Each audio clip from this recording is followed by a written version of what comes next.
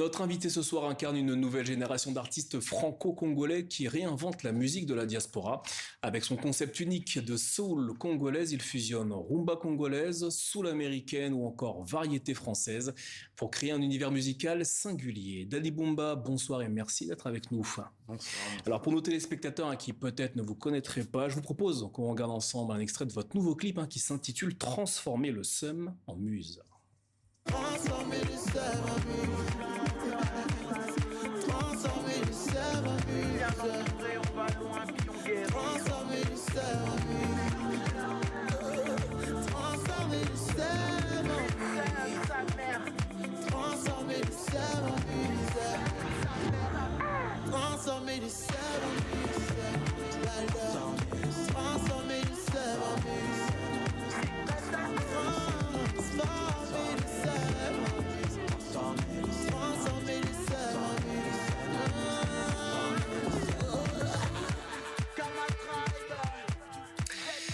Transformer le seum en muse, extrait du nouvel EP de notre invité Dali Bumba. Avant de revenir sur ce nouvel EP qui sera disponible vendredi prochain, vous avez créé un style bien à vous que vous intitulez Soul Congolaise. Expliquez-nous ce que ça représente pour vous et comment est-ce que ça s'articule.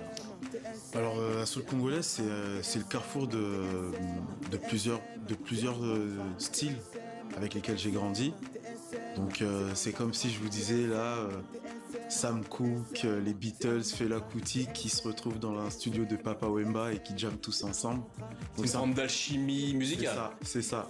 Voilà, donc j'ai grandi avec des parents mélomanes qui m'ont du coup inculqué cette science de la musique, cette science du rythme. Et en étant congolais, donc la rumba congolaise est quand même le leader de ma musique. Et donc du coup, j'ai moi-même fait aussi pas mal de recherches, donc notamment la soul congolaise, la black music de manière assez générale.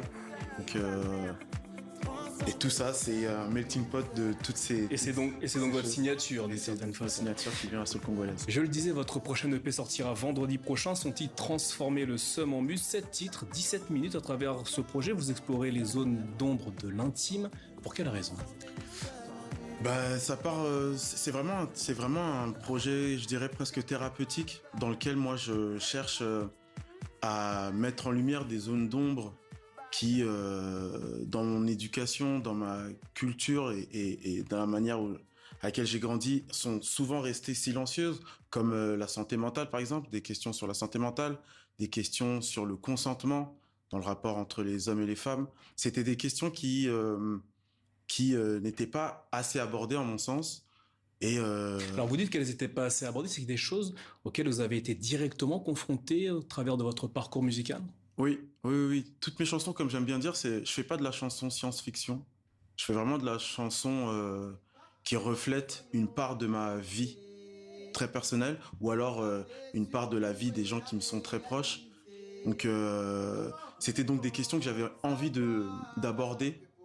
La santé mentale notamment, et pouvoir inviter aussi les auditeurs à se poser pourquoi pas la question sur ces questions-là et en discuter autour d'un concert, parce que je donne pas mal de concerts aussi. Et donc voilà, pour moi c'était vraiment important d'amener ça comme ça et transformer le seum en muse. Donc voilà, j'ai aimé faire cet anagramme avec donc les mots seum et muse. Justement, c'est la question que je souhaitais vous poser. Transformer le seum en muse, pouvez-vous nous donner par exemple un exemple concret dans cette transformation d'une émotion négative en quelque chose de positif artistiquement ?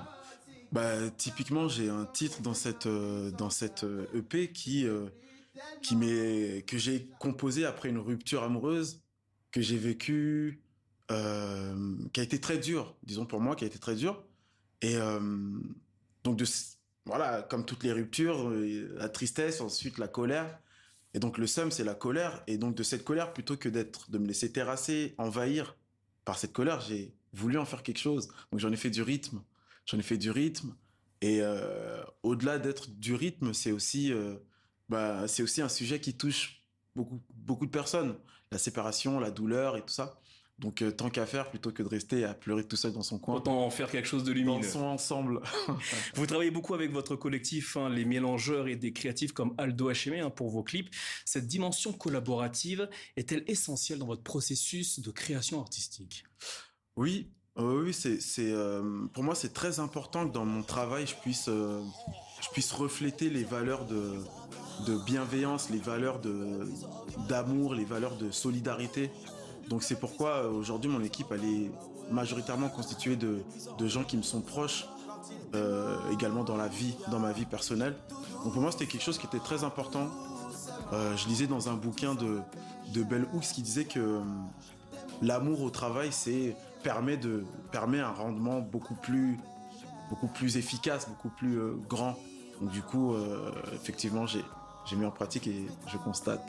Alors en quelques mots, hein, pour conclure, hein, peut-on s'attendre dans les prochains mois, prochaines années, à votre premier album?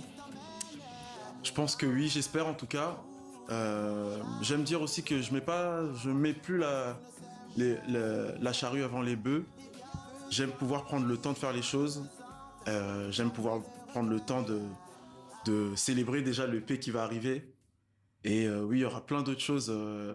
Avant l'album même, il y aura plein d'autres choses qui vont arriver sur lesquelles on travaille déjà. Et j'espère que vous viendrez les présenter sur le plateau du Avec Journal grand Afrique de plaisir. TV5 Monde. Dali Bomba, merci d'être venu nous présenter.